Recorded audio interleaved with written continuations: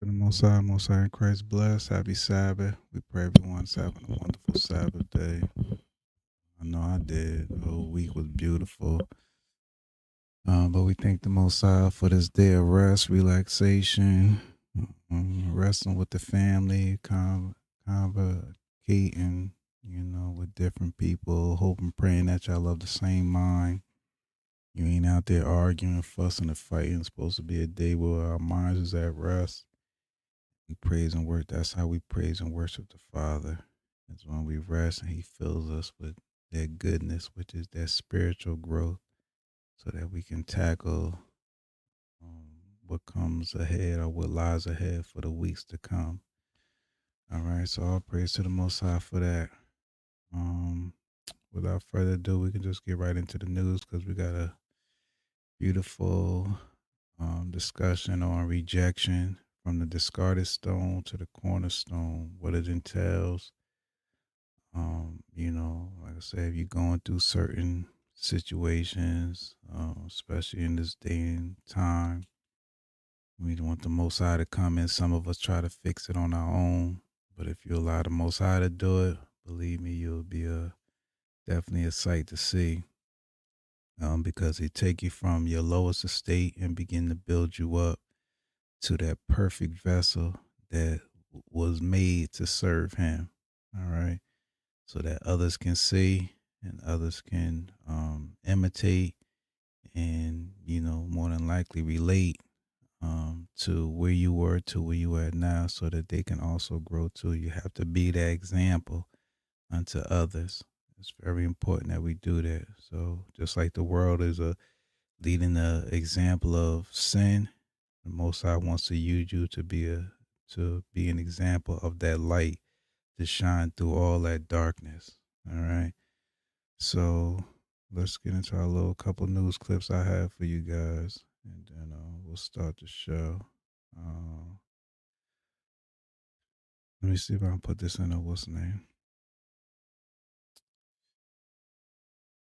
So the first one is.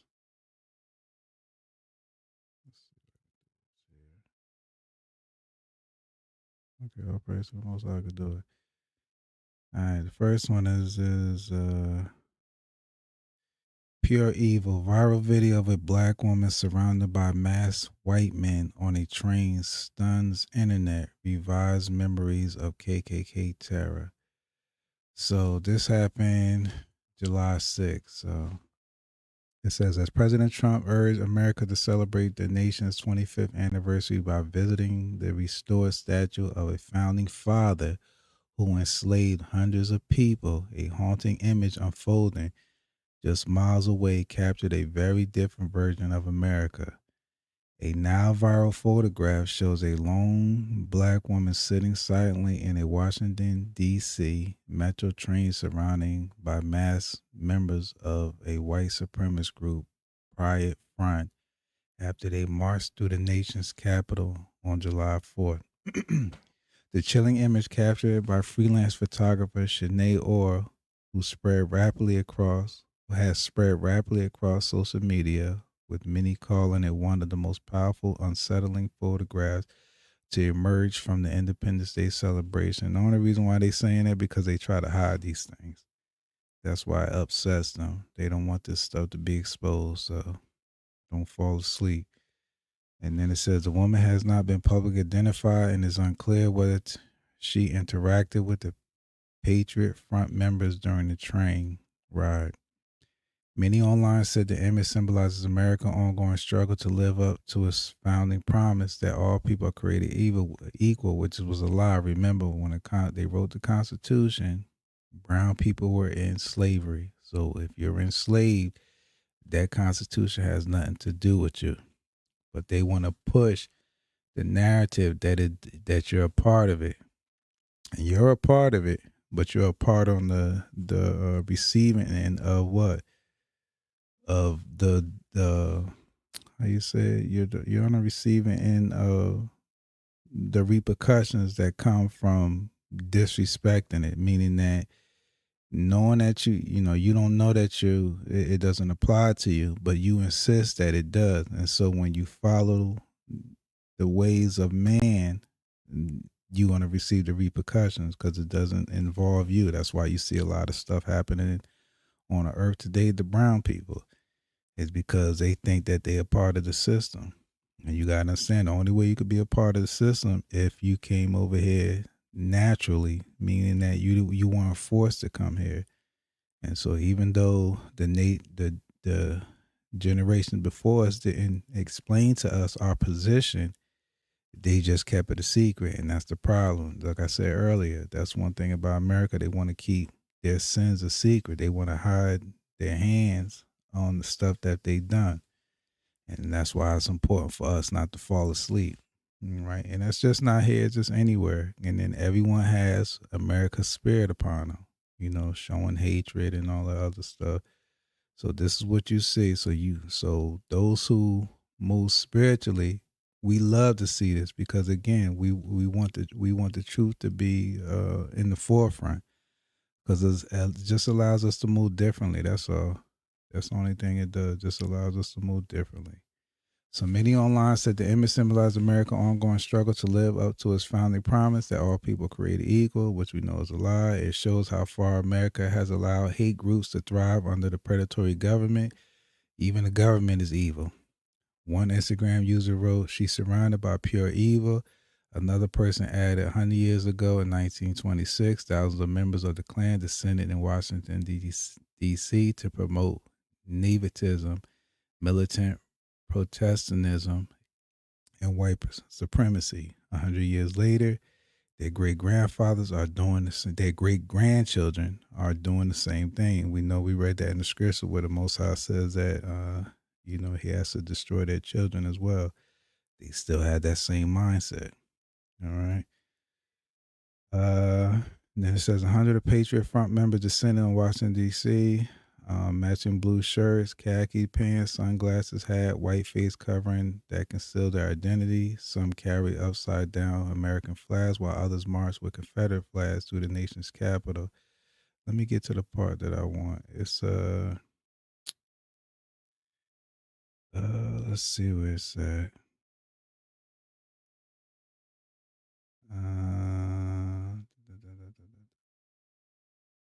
Yeah, here we go. So this is Trump. Trump celebrated slave owner statue. So we read all the other stuff. They just going through it. So this one said the white supremacist march unfolded as Trump, Orange Jesus, encouraged America to visit a newly installed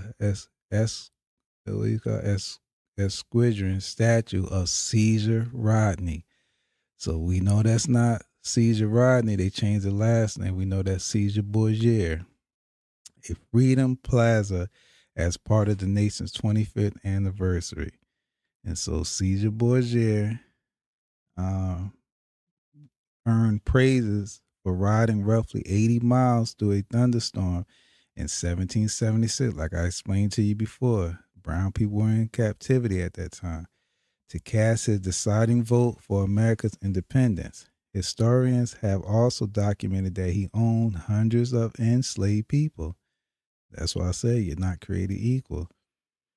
According to Delaware Heritage Commission Chairman Dick Carter, Bourgier inherited an 849-acre plantation that included as many as 200 enslaved people. The status previously stood in Wilmington. The statue previously stood in Wilmington, Delaware, until city leaders removed it during the nationwide racial justice protests following the killing of George Floyd. Trump has repeatedly criticized that decision. On Truth Social, he celebrated the statue's return to the nation's capital.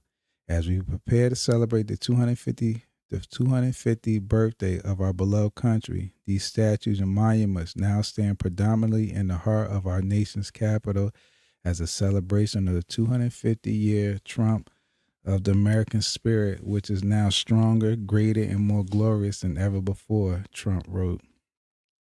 His administration has moved to restore monuments removed after the 2020 racial justice protests and has rolled back in federal languages describing America's history as inherently racist or oppressive. So like I said, they trying to hide it. They want to put the statues up because they love to see what they accomplished. And that's pride. Everybody understand that? So that's one key thing that through this whole scenario you got to take from it. Those who were enslaved, the Constitution has nothing to do with you. So freedom of speech and all that other stuff, how you see all these different videos of brown people, acting out and stuff like that. And you see the repercussions. That's because you're on the wrong side of the fence. You got to be on the Most High side, with that, let's go to Psalms 27. Let's go to Psalms 27. Psalms 27. Let's read verse. Let's go to Psalms 27. Let's read verse 1.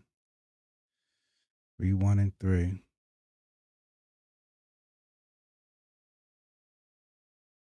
Psalms 27. Start at 1 down to 3. The Lord is my light and my salvation. Whom shall I fear? The Lord is the strength of my life.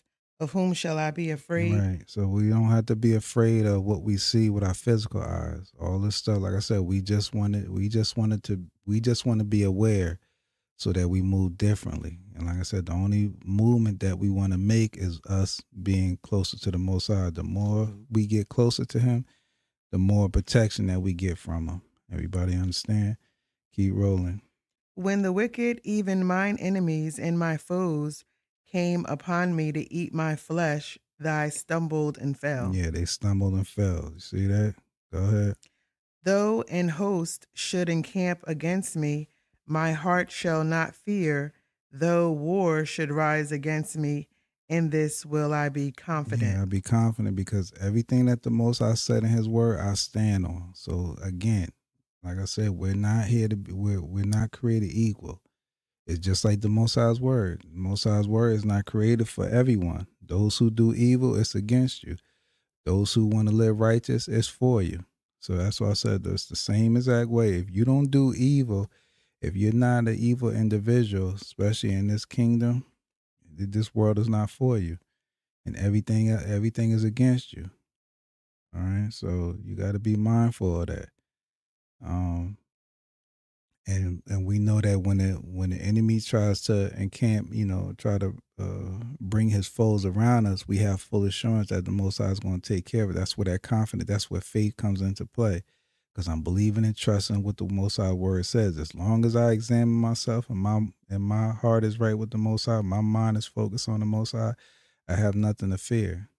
I just want you to be open and honest with me and tell me how you feel about me, how, you don't like the way I move and how I operate. And I get that. But when it's all said and done, I know that for a fact that the Most High got my back. So I don't have to fear, because if I start to fear, I know I'm not going to get that gift that He has waiting for me at the end. So that means I have to what? I have to go through these things. I have to go through these different afflictions. Just like that sister sitting on the train. If her mind was focused on the Father, that stuff wouldn't have phased her, because she already knew from the door what this kingdom has in store for people just like her. And it ain't all about the skin tone. Like I said before, we don't focus on that. It's the mindset. So once you start to move spiritually, you start to see that the world is against you. It's not for you. Everybody understand? All right, let's move on to our next um, story. And is the House Republicans introduces Birthright Citizenship Clarification Act to codify Trump's executive order. Here we go, Orange Jesus again, doing his thing.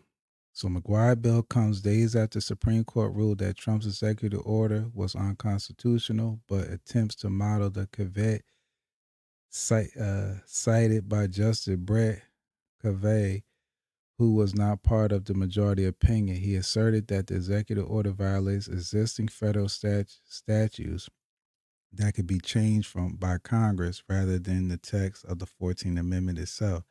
However, a majority of 5 justices held this as a constitutional issue, not a statutory one, and would therefore require a constitutional amendment to change.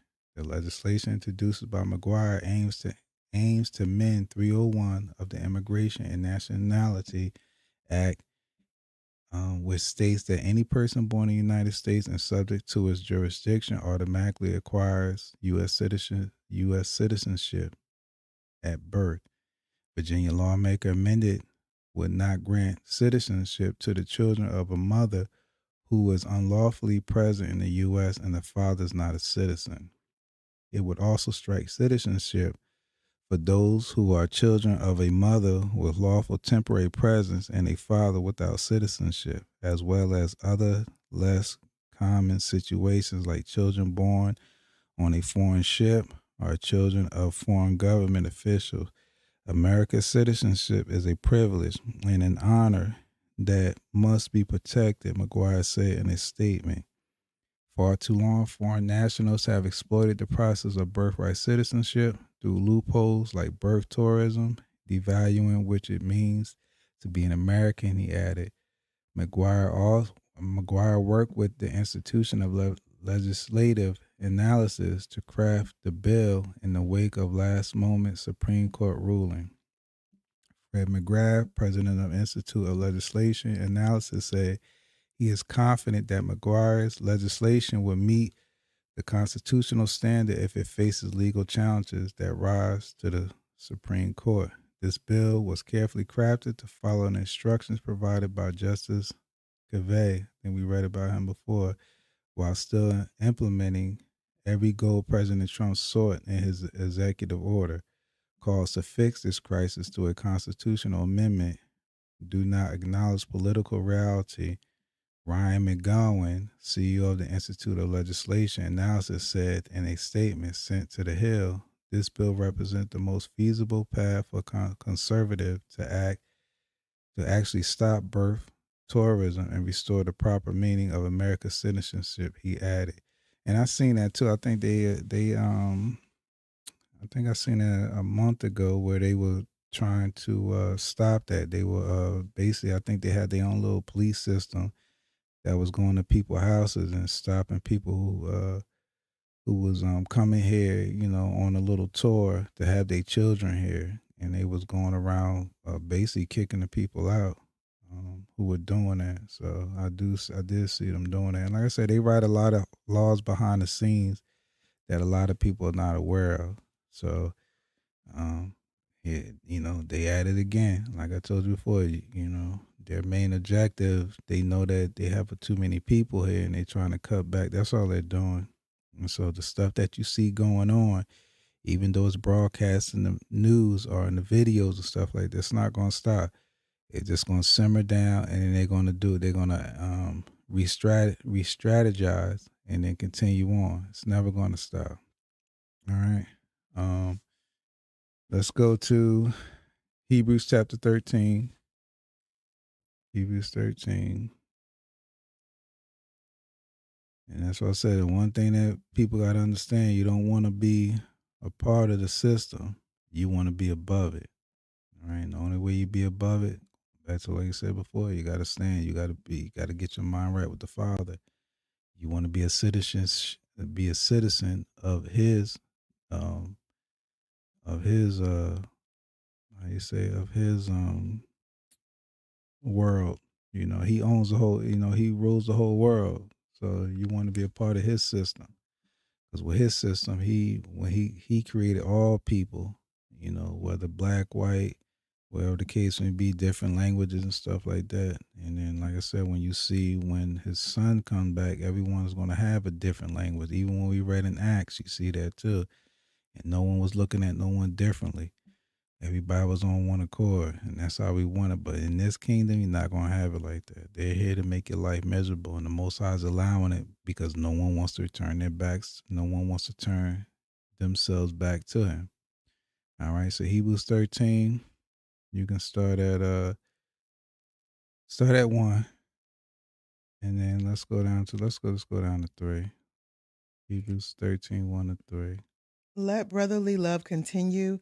Be not forgetful to entertain strangers, for thereby some have entertained angels Right. unawares. So even with them people coming over here, you don't even know that. You don't even know if you're entertaining angels or so. That individual can be an inspiration to your life. But if you know, you apply pressure to them and cause them to, you know, leave and all that other stuff, or don't give them the right to become, you know, basic citizens. So that's what you're gonna deal with. You know, is most I was saying that's a sin to do that. You know, because that person can definitely help in any form. What you say? Any at any fashion they can help, especially in this kingdom. You know, especially help to turn it around because the way they moving now is just ridiculous. But keep rolling. Remember them that are in bonds as bound with them, and them which suffer adversity as being yourselves also in the body. Right, and we've prayed for those individuals that's going through that. Like I said before, those who are on the opposite side of the fence, who are not born in this kingdom, they have to go through that. We have to go through this. So we feel for you. But can we do anything? The only thing that we could do is give you the information that you need to get yourself right with the Father. That's all we can do. But the fight to try to get you citizenship, it's not going to work. Because this is an ongoing thing that constantly keeps happening. And it's like I said before, it's not going to stop. They're just going to go back, re-strategize, and keep pushing to make your life miserable. Zechariah chapter 7. Zechariah chapter 7. And you can do 9 and 10. Thus speaketh the Lord of hosts, saying, execute true judgment and show mercy and compassions every man to his You brother. see that? That's what we're supposed to do. Go ahead. And oppress not the widow, nor the fatherless, the stranger nor the poor, and let none of you imagine evil against his brother in your heart. Right. And it's evil to do that. It's evil to, if a person is already settled here, being that you didn't mess with them before, and all of a sudden now you want to uproot till you split up the family. That's what they talking about, splitting up the family. That's their purpose, to make your life miserable. But again, who's allowing it to happen? It's the Most High, because you forgot about him. It's important that we keep the Most High first. So even though a lot of us made that mistake, we probably got to get deported, or we did something that wasn't pleasing to the Most High. This is his wake up call. This is how he wake his people up. His position is to make our lives uncomfortable so that he can make it comfortable. Everybody understand? All right, let's get this other one. So it says, no one can live the American dream with ice on the street. Mr. Salgado lived in America for over 3 decades. He played by the rules, Ronald Reagan's rules, by the way. He worked his way up to start his own business. He built his own home for other people. He built homes for other people and his family. This is such a classic American immigration story that Damian Phillip should play him in the movie, except that Salgado excellent adventure in America dream ended when some amped up goon shot him down in the street. And like I said, I ain't gonna go too deep into it because this happened a couple weeks ago. But it again goes to show you that you living comfortably, no one messing with you and stuff like that. And here you go. Most High, the enemy comes in and starts to root your family and everything else. But look, this man's life was taken, and like I said, it's not going to stop. It's going to continue on. I'll read this part. This is American Mind that burned convents outside of Boston that tore up New York in 1863, that allowed Texas Rangers to shoot Mexican Americans like partridge. Now, though that America's Mind has the official sanction of the United States government all the way up to the Oval Office, America exceptionalism is all my Bolocks. I ain't even know that they was doing that back then, but it's sad though. Let's go to Psalms 107. Psalms 107. I think that's the last one. Oh no, yeah. Psalms 107, and you can read 17 and 18. Fools, because of their transgression and because Read of up, their read up one. For he have broken the gates of brass and cut the bars of iron in sunder. Fools, because of their transgression and because of their iniquities, are afflicted. Mm-hmm. Their soul abhorreth all manner of meat, and they draw near unto the gates of death. Mm-hmm. Read one more. Then they cry unto the Lord in their trouble, and he saveth them out of their distresses. Yeah. He straight them all this stuff. So when you got individuals that come against you, all they want to do is tear you down, uproot you, your family and stuff like that. It's important that we cry out to the Lord. And the Lord's going to come and do what? Save us every time we go through our trials and tribulations. Let's go to Proverbs 22, and then we can get into our lesson. Proverbs 22.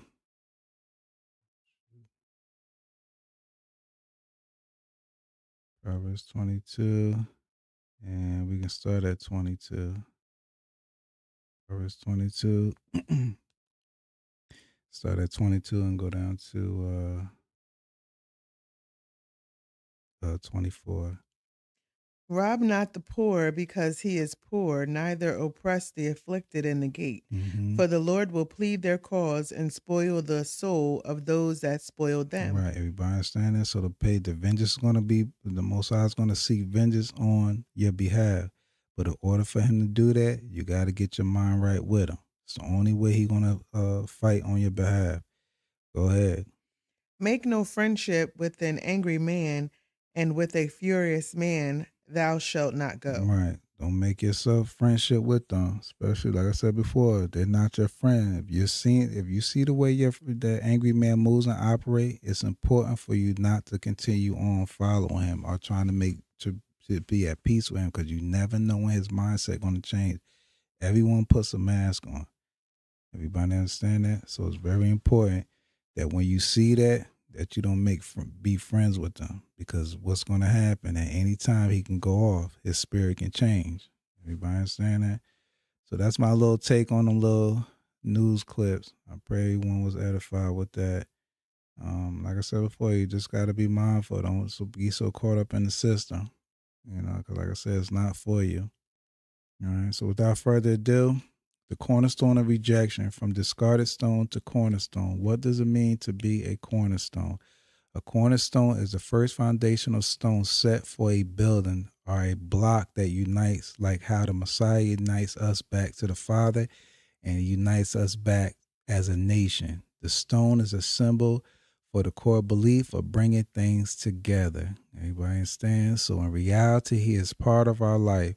We can return had to, we in return had to be a part of his life and the Father's life. And how do we do that? By keeping the commandments, all right? And as well as others people, as well as others' life. That's how we come back together as a nation. When now I can teach you the information that you need to draw you back to the Father. So once I draw you back to the Father, now me and you can be on one accord, because now we're going to be building each other up spiritually, not physically. All right. We're coming out of the physical, going into the spiritual. Like I said, the first stone placed in the building's foundation holds everything together. The Messiah being a cornerstone means he provides stability, strength, and safety. We just read a couple verses about that. We cry to the Most High. He'll save us. If we keep the Most High's commandment, he'll protect us. He'll just like the scripture said, though I walk through the valley of shadow, I fear no evil. Why? Because you're with me. How can the Most High be with you? If I'm keeping his will. All right. So that when we see cracks in our lives, we have full assurance that he can patch us up and we can continue to prosper spiritually. All right. And the discarded stone is a stone that's been left behind or forsaken because it appears flawed. It does not fit, especially in today's world. Just like we just read a couple stories where so God, that's his name, he didn't fit the bill. Those who seek birthright citizens, they didn't fit the bill. The sister on the train, she didn't fit the bill. She didn't fit the narrative of what this kingdom had until what this kingdom is all about.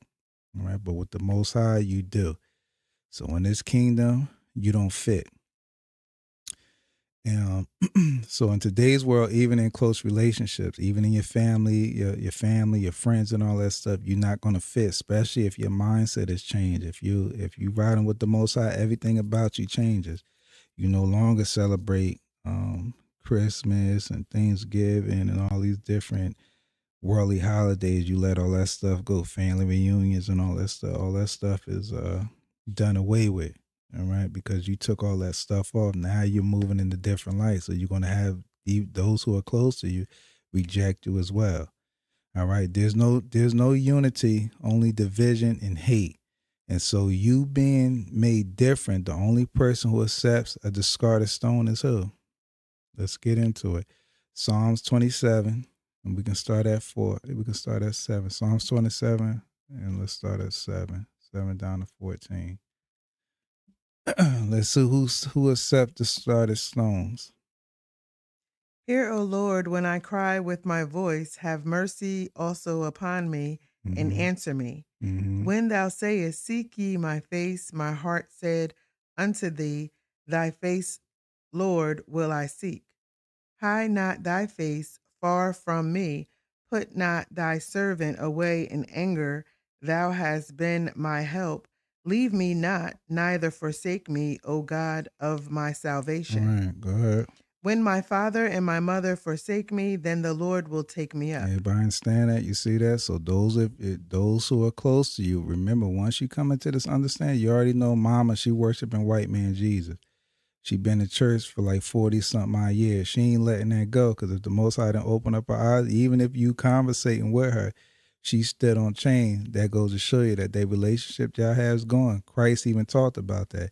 That division. I come to set division between mother and daughter, father and son, and the list goes on and on. There's a reason for that, because if your mindset is steadfast on me, they can be a distraction. They can pull you away if you're not strong enough to resist.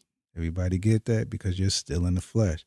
So this is why the Most High is saying that. So this is where you have to be open and honest too. When those who claim that they love me forsake me, the Lord is always going to be there. Because why? I'm a discarded stone. They rejected me because I'm not moving the way they move. Go ahead. Teach me thy way, O Lord, and lead me in a plain path because of mine enemies. Right. Everyone's your enemy. Anyone that doesn't do the things that you do, now that you're in this truth, they become your enemy. Even the ones that are close to you, they become your enemy.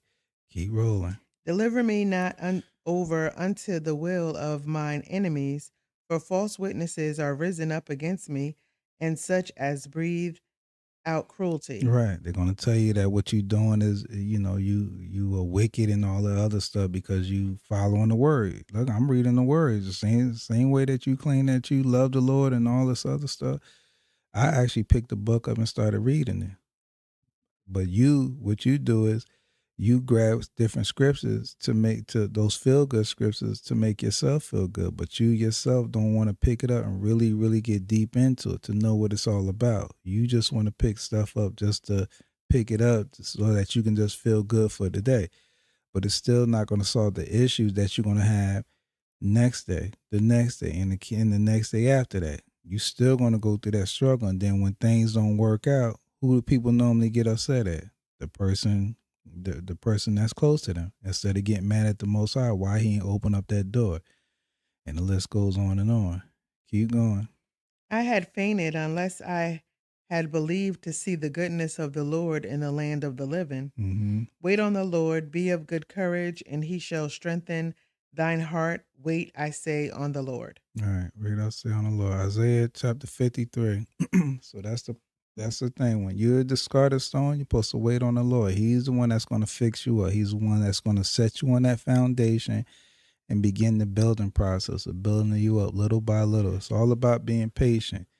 So as the Most High starts to move in your life, the key element in your life is to do what? Wait on him. Allow all those that surround you to move away. That's how the Most High, remember I was saying before that he puts you in that corner to build you up. It has to be just you and him.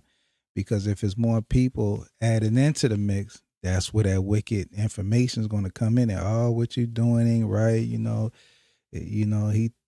Just like with Job and his situation, Most High took everything away from Job. He didn't understand why, but the one thing he did, he kept the course. And he was strong enough to resist those that was trying to feed that garbage in his ear. Even though at certain times he was doubting, we as humans, sometimes we get like that. But one thing he never did, he never veered off. He still stayed focused on the Father because he knew. He kept reflecting back on where he was to where he was at that point. Even his own wife. That's why I said he had to make that separation from everyone so that he can see what the issue was in his life and why the Most High allowed this stuff to happen. So anything in the physical is definitely going to happen. But the Most High wants to see what you're going to do. A lot of people, when they get in that type of situation, they give up. And then that's when that hatred starts to come. And, they don't want to be bothered with those who want to give them that positive information. They just want to deal with those who give them that wicked information. All right? Trying to figure things out on their own. Isaiah 53, start at 1. Let's go 1 down to 12. Isaiah 53, 1 down to 12. Who have believed our report, and to whom is the arm of the Lord revealed? Mm-hmm. For he shall grow up before him as a tender plant, and as a root out of a dry ground. He have no form nor comeliness, and when we shall see him, there is no beauty that we should desire Right him. now, excuse me, this is talking about Christ, but but in all actuality, it's also talking about you. Remember, you're that discarded stone spiritually. Same concept with Christ. That's why when Christ stepped on the scene, he wasn't attractive out on the outside appearance, but his inside, people were attracted by what he was saying with the stuff that was coming out of his mouth. It's going to be the same concept with you. Keep rolling. He is despised and rejected of men, a man of sorrows and acquainted with grief. And we hid as it were our faces from him. He was despised, and we esteemed him All not. right. Surely he have borne our griefs and carried our sorrows, yet we did esteem him stricken, smitten of God, and afflicted. Right. And people, that's how people think of you. The same concept. Like the Most High ain't dealing with you, even though even though you're listening to us and stuff like that, but the Most High are, you going through your situation, the Most High is still not dealing with you. That's how people look at you. They look at, because when you come to the Most High, he strips you of everything that's physical, and that's what they look at. They think that, okay, since you went outside of the church or you went outside of the organization, now the Most High is not going to deal with you. You on your own now. That's how a lot of people on the outside feel. But you have to stay the course because you know that the Most High is doing what? Building you up. He has to set you on that foundation and begin to purge you, all that physical elements that you have within you. All right? Keep rolling. But he was wounded for our transgressions, and he was bruised for our iniquities.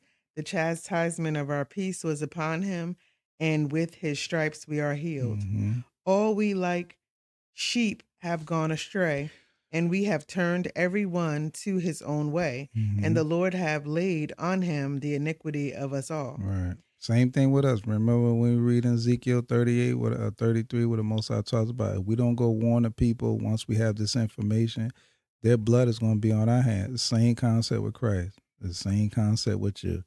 Once you receive this information, you can't hold it to yourself. You have to go out there and begin to teach. But you have to move when the Most High say move. You can't just go out there on your own because you feel as though that you're ready. You got to go out. You got to allow the Most High to take you out there little by little. All right. Even when you go out there, you're going to go through your trial and tribulations, but you're there to teach others on how you made it over. Keep rolling. He was oppressed and he was afflicted, yet he opened not his mouth. He is brought as a lamb to the slaughter, and as a sheep before her shearers is dumb, so he opened not his mouth. Right. He was taken from prison and from judgment, and who shall declare his generations? For he was cut off out of the land of the living, for the transgression of my people was he stricken. Right. And he made his grave with the wicked and with the rich in his death, because he had done no violence, neither was any deceit in his mouth. Mm-hmm. Yet it pleased the Lord to bruise him. He hath put him to grief. When thou shalt make his soul as an offering for sin. Right. Same thing with us. It's the same concept. He made us an offering of sin too, because that's what that was the issue from the very beginning, even in the Old Testament, is that the animal sacrifice was to remove what was supposed to remove the sins of the people. But the Most High it was a practice to teach the people that eventually over time the sacrifice is going to be you.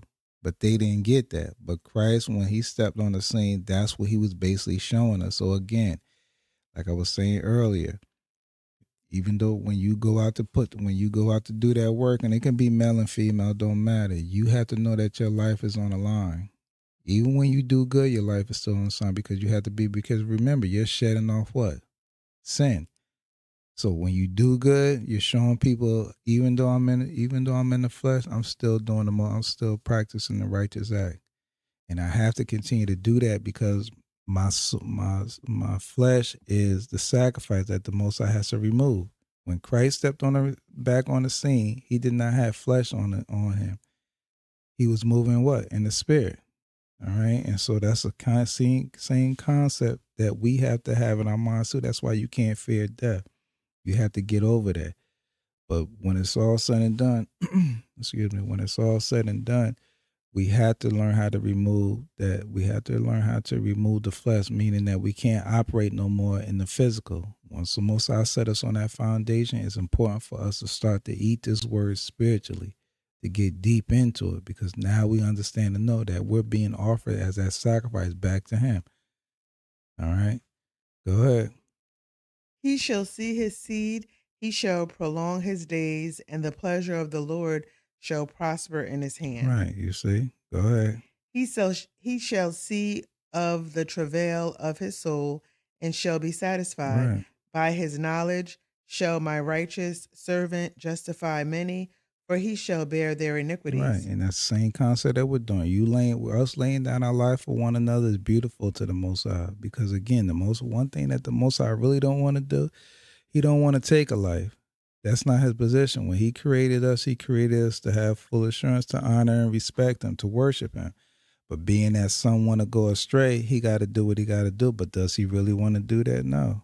The scriptures tell you that, but He know that only a remnant gonna come back to Him. And so he's willing to accept it. That's why I say He's giving us choice to make those decisions. It's the same thing like we talked about in the Old Testament, them doing the animal sacrifice. It's a choice. You have a choice to do it if you want to do it or not. But if you don't do it and you don't practice it, the end result is I got to cut you off. No different. And that's what Christ came to show. That's what Christ came to show us on how to move and operate with what pleases the Father. When we move and operate as we're on the earth today, what pleases Him? What pleases Him is that we can offer up our bodies as a living sacrifice to Him that He's pleased with, because we know we're no longer doing things in the flesh. Everybody get that? We don't want to do things in the flesh no more. Every move that we make now, we want to do it in the spirit. That's what Christ showed us. Go ahead. Therefore will I divide him a portion with the great, and he shall divide the spoil with the strong, because he hath poured out his soul unto death, and he was numbered with the transgressors, and he bare the sin of many, and made intercession for the transgressors. Very, very good. You see that? And it's the same concept. Like I said, that's what we supposed to do. He took on our sin. He wanted to see what is causing us not to get closer to the Father. Why is it so hard to keep the commandments? So let me go in the flesh and then and see. And as he began to move, he understood why it was a struggle, because we have many different influences around us that can cause us to go astray. And so with us following him in the blueprint that he laid, we can do it now. Even when we stumble and fall, we still can move forward. All right. Psalms 118. Psalms 118. And let's start at 18. Psalms 118, 18, and let's go down to 29. So Christ is that great example. So it's no longer about the outside appearance. It's all about the physical. It's all about the spiritual. Showing people that you can, even though you live in the flesh, you got to put away the things that pertain to the flesh and move to the thing and start moving and operate the things that pertain to the spirit.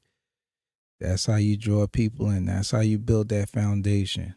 If you look at the way man builds, even today, he has many cracks in a lot of his foundation. Look at your house. If you got bugs coming in your house, that means your foundation is not solid. It's just like a house. If a house sits for a long time, what happens to it? It begins to start decaying. So that's what the Most High is saying. Those things have no value no more. But once you tap into that spirit, you start to move differently. Now you start to see the foundation that you want to stand on is perfect. You don't have to worry about it sinking on you, being flooded, bugs coming in, and all the other stuff, because your mind is clear. That's what we're talking about. That's spiritual growth. That's how your building grows. And then you be able to pass that same information you be able to pass that same foundation to another brother or sister. Take on their burdens and let them know and teach and show them how to overcome, so that they can build on their foundation as well. Yes, some going to reject you. We get that and you understand it, but you'll be strong enough to understand that, because again, you know that once you begin the process of teaching or showing, you know that that blood is no longer on your hands because you're trying to guide them back to the Father. That's all the Most High wants you to do. That's what Christ is trying to get us to understand too, to get us to go back to the Father. He was that tool to bring us back to that foundation. And it's the same thing that you're doing. All you're doing is planting that seed. That's why I said I'm not going to put too much on you that you can't bear. And it is a struggle when you got to teach man constantly. But like I said, all the Most High wants you to do is just give him that word. Once you plant that seed, he'll do the rest. You got to stand firm on that. Psalms 118, start at 18, and let's go down to 29. The Lord have chastened me sore, but he have not given me over unto death. Right, you see that? And that's one thing that the people don't like. When the Most High chastise you, want the Most High to chastise you because that's going to keep you rooted and grounded. Always look at the examples in the Old Testament. David, even Saul, even though Saul was very rebellious, but at the end, he finally gave in, but the Most High still had to chastise him. So all praise to the Most High. Whichever way your chastisement is going to come, take it cheerfully. Don't be upset. You know, because you don't want to stay stuck in your sin. You don't want to be like Adam and Eve hiding. You want the Most High to expose you. All right. That's how you that's how people get drawn in when they see you being exposed for your wrongdoing. And then they want to see what the outcome's going to be. Keep rolling. Open to me the gates of righteousness. I will go into them and I will praise the Lord. This gate of the Lord into which the righteous shall enter. I will praise thee, for thou hast heard me and art become my salvation. Right. The stone which the builders refuse is become the headstone of the corner. You see that? Go ahead. Same thing with Christ. Same thing with you. Everybody's going to reject you because you're no longer moving and operating like them. Keep rolling. This is the Lord's doing. It is marvelous in our eyes. This is the day which the Lord hath made. We will rejoice and be glad in it. Save now, I beseech thee, O Lord, I beseech thee. Send now prosperity. And what's that prosperity? Spiritual. Give me more wisdom and understanding. Help me to grow spiritually with you. Like I said, when you look at Christ, Christ never had no physical foundation. Everything they had was spiritual. Keep rolling. Blessed be he that cometh in the name of the Lord. We have blessed you out of the house of the Lord. God is the Lord, which have showed us light. Bind the sacrifice with cords, even unto the horns of the altar. Right. The horns of the altar, what? The four corners of the earth where he scattered his people. Go ahead. Thou art my God, and I will praise thee. Thou art my God, I will exalt thee. O give thanks unto the Lord, for he is good, for his mercy endureth forever. Very good. Let's go to 1 Samuel chapter 16. All right. So this is one key thing that we see, that the Most High is going to show us that light. We're going to bind up the sacrifices, which is what? Us. And once we do that, once he start to bind up the sacrifice, he's going to do it all where he scattered Israel at. And that's why I said that's where we have the opportunity to go and teach. And I said we ain't going to be out here teaching like a whole bunch of people, but whoever the Most High brings our way, that's who we teach. All right. 1 Samuel 16, start at verse 1. We'll go 1 down to 14. 1 Samuel 16. 1 Samuel 16, 1 down to 14. And the Lord said unto Samuel, how long wilt thou mourn for Saul, seeing I have rejected him from reigning over Israel? Fill thine horn with oil and go. I will send thee to Jesse the Bethlehemite. Bethlehemite, for I have provided me a king among his sons. And Samuel said, how can I go? If Saul hear it, he will kill me. And the Lord said, take an heifer with thee, and say, I am come to sacrifice to the Lord. And call Jesse to the sacrifice, and I will show thee what thou shalt do, and thou shalt anoint unto me him whom I name unto thee. And Samuel did that which, which the Lord spake, and came to Bethlehem. And the elders of the town trembled at his coming, and said, comest thou peacefully? And he said peaceably, I am come to sacrifice unto the Lord. Sanctify yourselves and come with me to the sacrifice. And he sacrificed Jesse and his sons and called them to the sacrifice. You see that? So, excuse me. So he sacrificed Jesse. You know, like I said before, you're gonna the same thing the Most High gonna do with us. We're gonna be that sacrifice. I mean, my bad. He sanctified Jesse and his sons to prepare them for the sacrifice of calling who? David to be the next one the next one to do what? Guide the people. All right. Same thing we're doing. We're here to sanctify you so that you can be called to guide the people. Keep rolling. And it came to pass when they were come that he looked on Eliab and said, surely the Lord's anointed is before him. But the Lord said unto Samuel, look not on his countenance or on the height of his stature, because I have refused him. For the Lord seeth not as man seeth. For man looketh on the outward appearance, but the Lord looketh on the heart. All right. And that's the key thing. You got to start looking at, just like Paul said, just like John said, don't believe every spirit, but try the spirit. You got to focus on the spirit, not on the outside. Why not? Because the outside appearance, they're going to have a mask on, just like the story that we just read about the sister on the train. They had a mask on. They're not showing their true identity. They're not showing who they really are. That's why I said we want you to be open and honest. No matter what color you are, we just want you to be open and honest. Because again, it's the same thing with family members. We want you to be open and honest. And so we see your outside appearance, but we see how you look on the outside, but we can't see your spirit. But the minute you start talking, now we know how you really feel on the inside. And so it's the same concept. We can't focus on what we see on the outside. We have to focus what we see on the inside. All right, go ahead. Very important. People too busy focusing on the outside appearance, and then once they get caught up, it's too late because they didn't check that spirit. So it's very important that you check man's spirit. Keep rolling. Then Jesse called Abinadab and made him pass before Samuel, and he said, neither have the Lord chosen this. Then Jesse made Shema to pass by, and he said, neither have the Lord chosen this. Again, Jesse made 7 of his sons to pass before Samuel, and Samuel said unto Jesse, the Lord have not chosen these. And Samuel said unto Jesse, are here all thy children? And he said, there remaineth yet the youngest, and behold, he keepeth the sheep. And Samuel said unto Jesse, send and fetch him, for we will not sit down till he come hither. And he sent and brought him in. Now he was ruddy and withal of a beautiful countenance, and a goodly to look to. And the Lord said, arise, anoint him, for this is he. Then Samuel took the horn of oil and anointed him in the midst of his brethren. And the Spirit of the Lord came upon David from that day forward.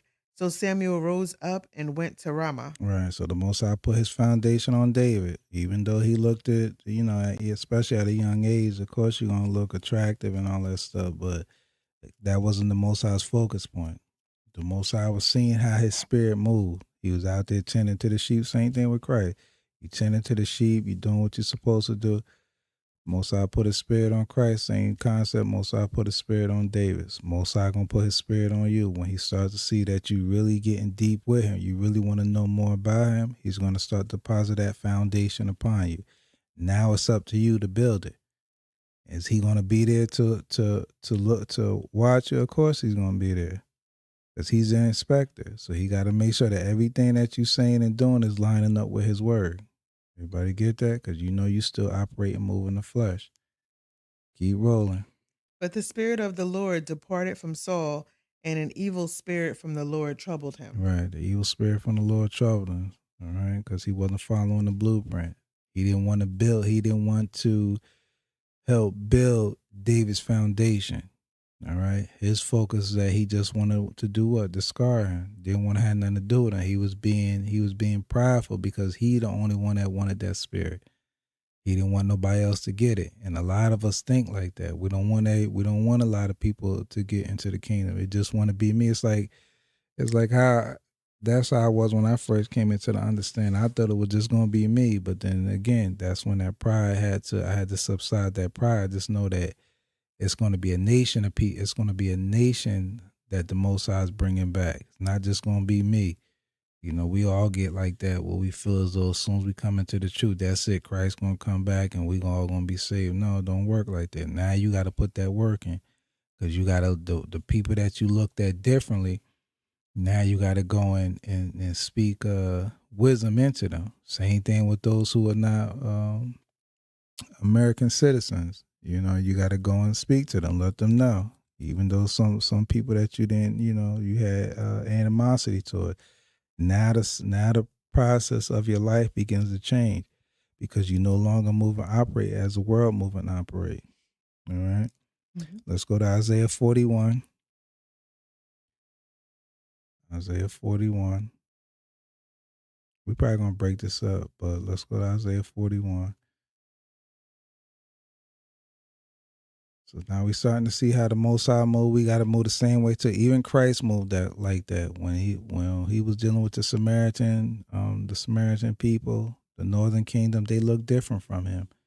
They rejected him because they was looking for white man Jesus because they were worshiping idols all that time. You got to understand they were being indoctrinated. And so when James said what he said to Christ, Christ said, "No, I'm not gonna make fire account. My position is not to destroy man, but to basically paraphrasing, but to bring man back to the Father." So even though they look different, even though they weren't keeping commandments, doesn't mean anything. You're going to be that teaching tool to teach them, and you're going to do what needs to be done to bring us all back together. All right. And so once Christ left and the Spirit came on Peter and the rest of them, their minds began to change. So when everyone started to come out of the different nations, they didn't look at them differently. That's why the Most High put the Spirit on them to be able to speak their language, and it stunned them because again, we look different, but we not. The only thing that separates us is just the language barrier. It's the same thing even today. It's the language barrier that separates Israel from us connecting. That's why if you really want to, if the Most High put it on your spirit to connect, he more than likely going to have you learn their language so that you can be an inspiration to them. But we the ones have to we're the ones that have to bring Israel back together. And it's a good thing because like I said, we seen Christ doing the same exact thing as well. All right, so Isaiah 41, let's start at 1. Let's go down to 14. Keep silence before me, O islands, and let the people renew their strength. Let them come near, then let them speak. Let us come near together to judgment. Mm-hmm. Who raised up the righteous man from the east, called him to his feet, gave the nations before him, and made him rule over kings. Mm-hmm. He gave them as the dust to his sword, and as the driven stubble to his bow. Mm-hmm. He pursued them and passed safely, even by the way that he had not gone with his feet. Mm-hmm. Who have wrought and done it, calling the generations from the beginning. I, the Lord, the first, and with the last, I am he. Mm-hmm. The isles saw it and feared. The ends of the earth were afraid, drew near, and came. They helped everyone his neighbor, and everyone said to his brother, "Be of good courage." All right, go ahead. So the carpenter encouraged the goldsmith, and he that smootheth with the hammer, him that smote the anvil, saying, "It is ready for the soldering." And he fastened it with nails, that it should not be moved. Mm-hmm. But thou, Israel, art my servant, Jacob, whom I have chosen, the seed of Abraham, my friend, thou, whom I have taken from the ends of the earth, and called thee from the chief men thereof, and said unto thee, Thou art my servant, I have chosen thee, and not cast thee away. Right, now cast it away. Just scattered us until we do, until we get ourselves back together. That's why I said that's one of the afflictions that we have to go through. Because now we're not a unit no more. That's one of the reasons why the nations don't want birthright citizen. That's why you got these different, ICE and all that stuff, because they know if Israel gets back together, what's going to happen? Their kingdom is going to be over. So we have to stop it. We have to put these rules in place in order for these things not to come of age. Because the minute that they come into formation, our system is over. So now we gotta make power moves now. That's what you're saying. But all praise to the Most High. The Most High is in control. He knows what he's doing. He still chose Israel. He still chose Israel. He ain't cast us away, but he wants us to put that work and to bring to stuff to. He wants us. He's bringing us together on that foundation to unify his children all over the world. He know we can do it because we have the strength and the power to do it. We just have to put it. We just have to put in our minds that we can do it, or we have the ability to do it.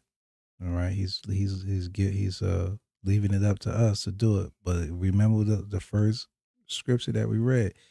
He's going to be there with us as we continue on this journey. All right. Like the scriptures say, he's never going to leave us nor forsake us, but he wants us to put the work in. That's how you build up your confidence, to know that you can overcome those certain obstacles of dealing with man, of knowing that even though you're changed, you're not afraid to go now tell man the information that he needs to build himself up or build herself up. Even the children, you know what I'm saying? Keep rolling. Fear thou not, for I am with thee. Be not dismayed, for I am thy God. Mm-hmm. I will strengthen thee. Yea, I will help thee. Yea, I will uphold thee with the right hand of my You see that? righteousness. He's always going to be there guiding us. Go ahead. Behold, all they that were incensed against thee shall be ashamed and confounded. Right, because now you have that wisdom, knowledge, and understanding to be able to combat those evil doctrines that's going to come your way. Keep rolling. They shall be as nothing, and they that strive with thee shall perish. Right, those that want to continue on trying to refute the stuff that you're saying, they eventually over time is going to perish. But you yourself can't get weary. This is a battle. This is a fight that you have to go through. Everybody understand it? Because we know actions speak louder than words, but we know that the smallest member of your body is your tongue. We know that it can cause an effect on the people. It can hypnotize the people. Just like I said with slavery, it hypnotized 200 people enslaved and one man riding on a horse to go cast his vote. Why do people ain't beat him down? You see? That's why I said that power. He had that power to be able to subdue 200 some people. It goes to show you that they didn't have that power. They didn't have that strength. They didn't have the Most High Spirit upon them. But now we have it. Now we're not afraid. Everybody understand that? You can't be afraid of that persecution that's going to come. You have to stand your ground. And the only way that you can do that, you got to read verses like this. That's why the Most High said, "Fear not, I'm with you." But you got to know that your flesh is that sacrifice. So if that means that you have to be taken out, just make sure that your spirit is upright. That's what I'm focused on. I'm focused on the spirit. When I look at you, I have to see my son's spirit upon you. When the Most High looked at David, it was the spirit he was focused on. He didn't focus on anything else on the outside, but he focused on the spirit because he created David, the outside and the inside. But he knew that he created David's inside. He knew that he created David's inside to be beneficial for him. That's why when you look at David, look at the stuff that David was doing.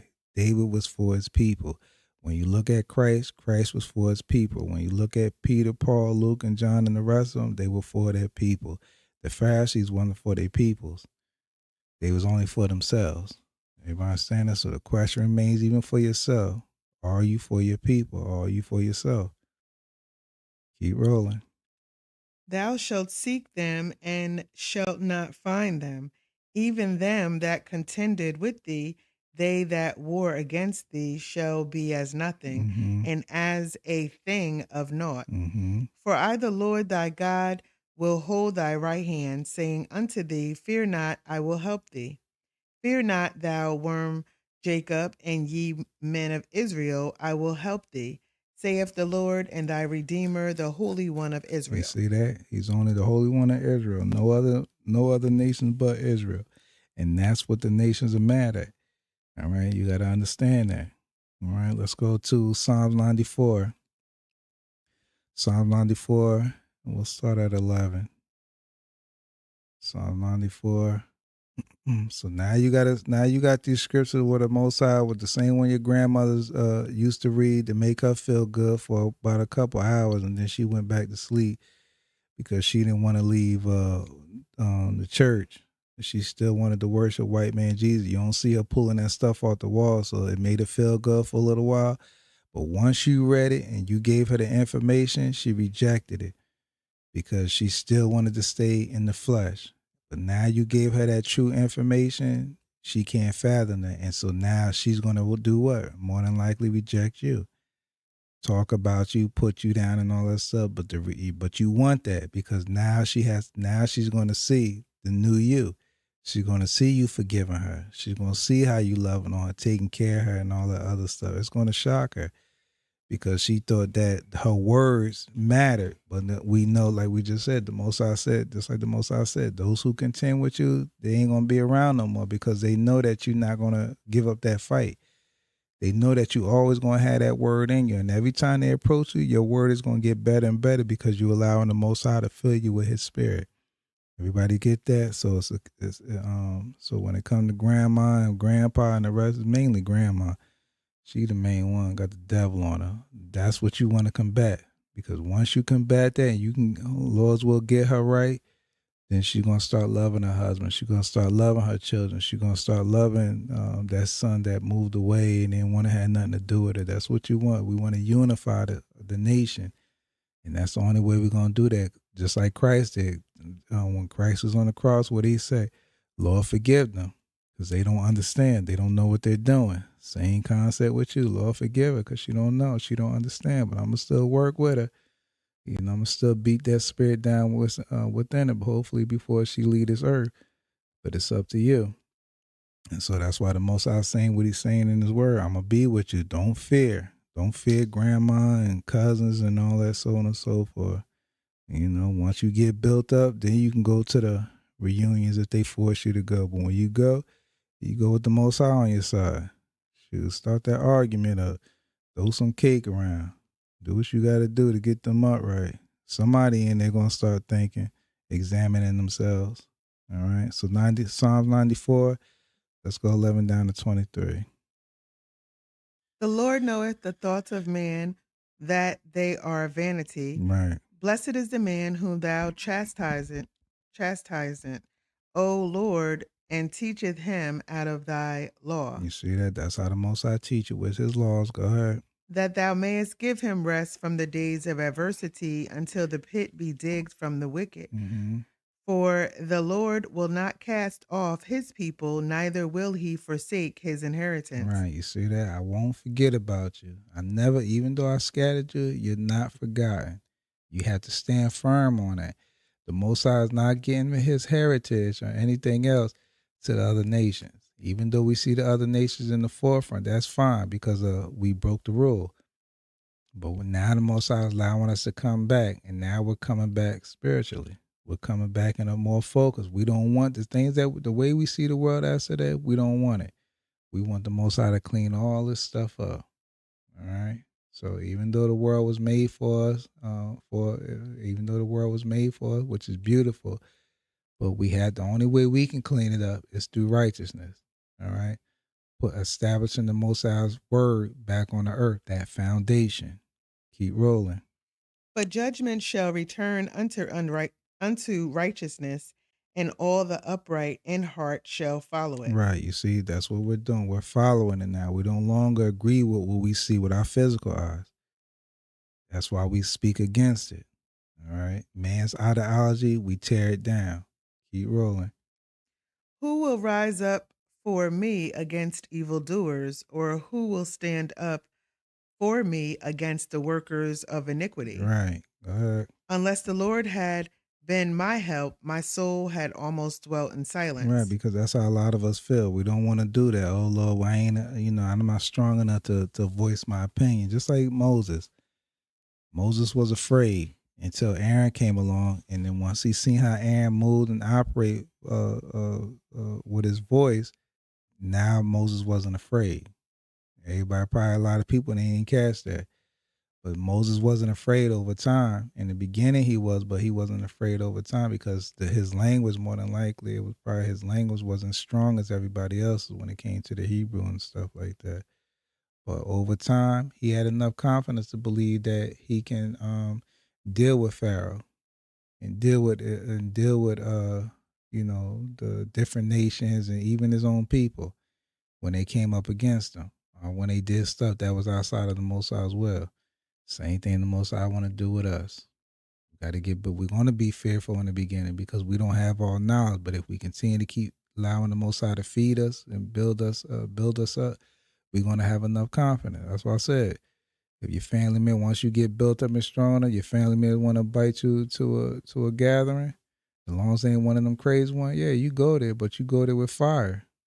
You wreck shop in there. You tear it all up. Let that conversation be built on that foundation. I mean, you go in there with that conversation. I mean, go and make sure that conversation is built on learning about the Lord. That's what I do. That's why a lot of people don't like to be around because, like I said, when that word come out, it ain't gonna stop. And some people can't take it. But the one thing that I'm doing is making them think. So when they walk away, they begin to think. They're gonna struggle with it. But the key thing the most I want me to do is just to plant that seed. I'll do the rest. You just plant it. And that's what we're supposed to do. Once we come in, that's what Christ did. When you look at Christ and the way he moved and operate, he was always on call. When he sat with Simon Peter, he was always on call. When he sat with his disciples, he was always on call. When he chilled with the Pharisees, he was always on call. When he went to the temple, he was always on call. That's how you gotta be. He's our greatest example. Always on call. Paul, always on call. All right. He didn't care about what the world had to give him. He was always on call. Keep rolling. When I said, my foot slippeth, thy mercy, O Lord, held me up.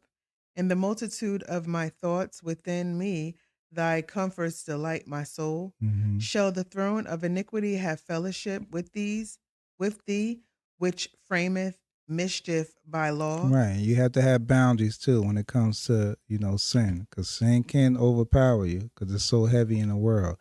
So you got to, everything that you do, you got to do in moderation, but you got to allow the Most High to sing you out. Like I told you before, you can't just go out on your own like a superhero thinking that you're going to be able to combat each and every one, because over time, everyone is on the chopping block.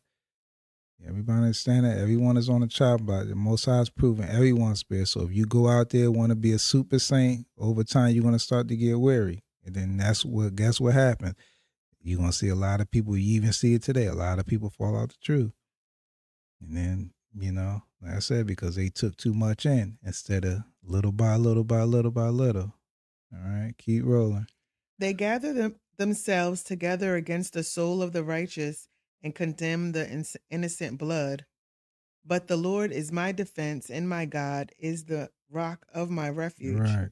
And he shall bring upon them their own iniquity, and shall cut them off in their own wickedness. Yea, the Lord our God shall cut them off. Right. The Lord's going to cut them off. We don't have to do anything. He's going to cut them off. All we got to do is stand on that foundation. All right, let's knock out one more. So let's go to Jeremiah chapter 30. So that's why it's not the time to get weary. It's time to get your mind right. Everybody get focused. Because we got an uphill battle to fight. Especially those who claim that they love the Lord and all this stuff. Well, show the Lord how you love him. The way you love him is by standing on that foundation, having his son spirit upon you, and allowing him to send you out to do that work. So you got to get over that fear, because you can't keep silent with his word. You got to spread it. You got to move it. So if you really, really saying that you love him and stuff, then you got to prepare yourself. But if you don't really love him, then just sit back and continue to keep doing the stuff that you were doing before you open up your mouth to say that you were in the truth. Because people are going to see that. People want to see your try. They want to see how you go through your ups and downs and stuff. That's how you can relate. That's how Christ came on the scene. He related to the people. He had to come in the flesh to see what caused the people not to really get focused with the Father. And once he's figured it out, he taught us how to he taught us how to rise above it. And it was sin. We were struggling with our sins. All right, because we had it was so much around us that we couldn't contain it. Some of us fell into it too deep where we couldn't get out, especially the Northern Kingdom. All right, they was really deep into it. Even today, they still deep into it. But over time, the Most High is going to, he's using his vessels to be able to minister to them. All right, so I'll praise to the Most High for that. So Jeremiah 30, let's start at 12. And let's go down to 22.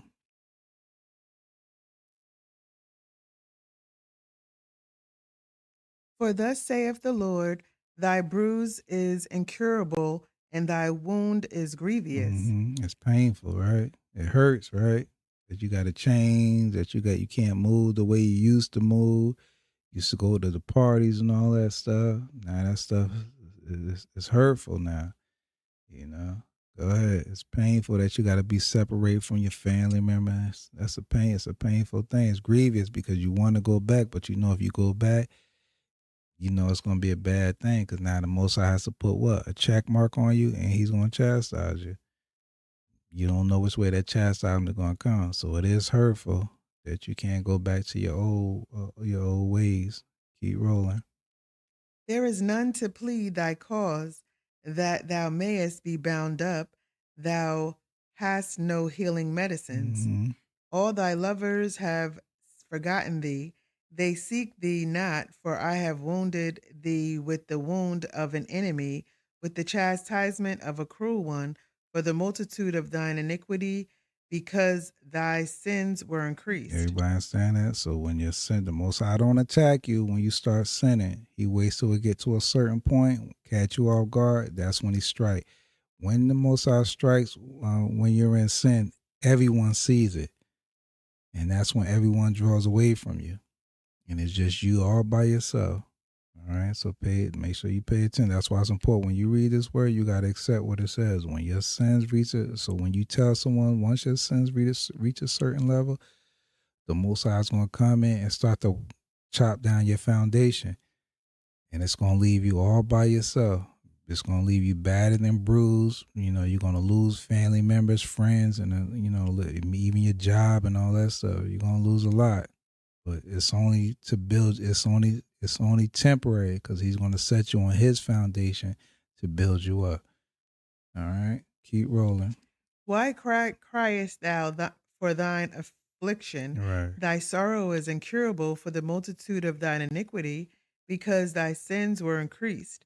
I have done these things unto thee. All right, you see, it's the Most High doing that because he what? Because he loves you. All right, go ahead. Therefore, all they that devour thee shall be devoured, and all thine adversaries, every one of them, shall go into captivity. And they that spoil thee shall be a spoil, and all that prey upon thee will I give for a prey. Right. So all those that were in agreement with you sinning, the Most High said they all going to get wiped out. Keep rolling.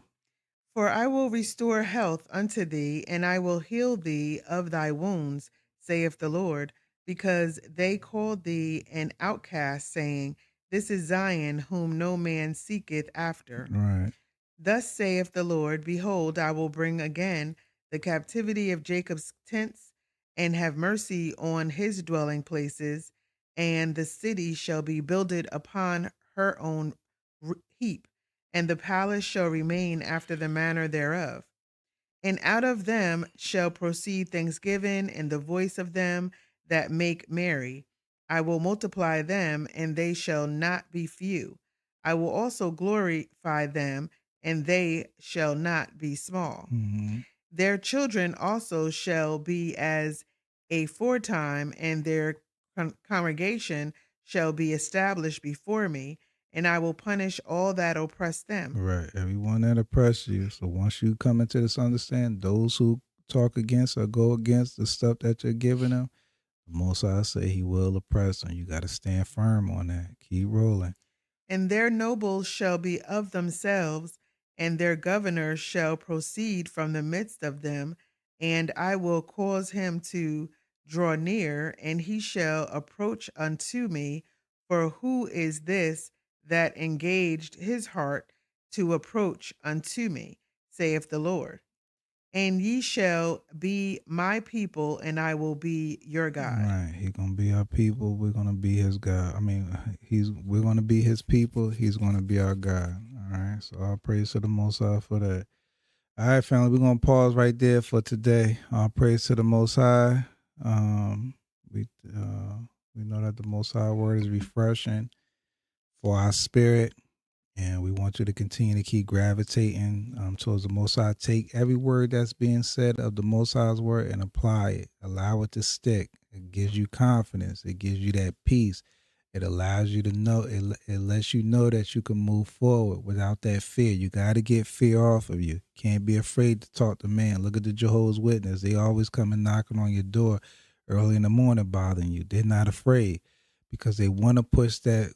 They want to push that religion upon you to get you part of their system. So you can't be afraid to combat that. When there's going to be a time come, and you got to look at it, it's the Most High allowing it to happen because that's how you build your spirit up. Not to say that you got to sit there and have a whole conversation with them, not just them.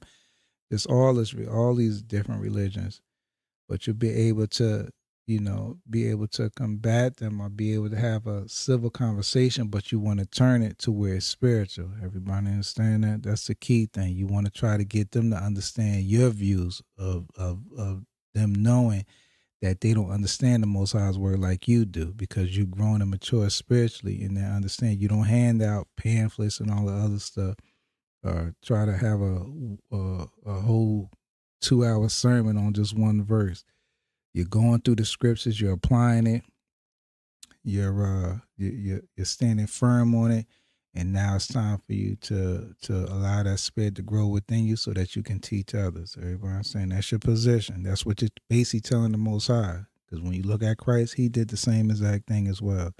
All right, so all praise to the Most High. We're gonna touch and agree next week. We want y'all to enjoy your Sabbath day. All right, and don't do nothing I wouldn't do. All praise to the Most High.